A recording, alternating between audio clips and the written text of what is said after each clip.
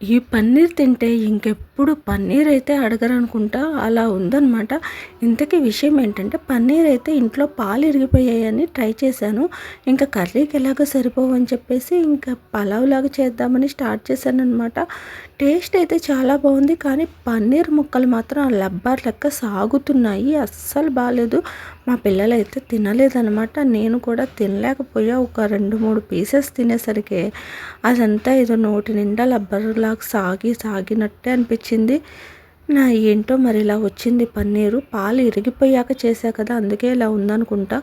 మా బాబు వాయిస్ అయితే వినేసేయండి. హలో అండి, ఈరోజు ప్లేన్ బిర్యానీ చేసింది అమ్మ. ప్లేన్ బిర్యానీ చేస్తే చాలా బాగుంటుంది. బాగుంటే అప్పుడు చాలా చాలా టేస్టీగా తినచ్చు. తింటే చాలా సెట్ వచ్చింది.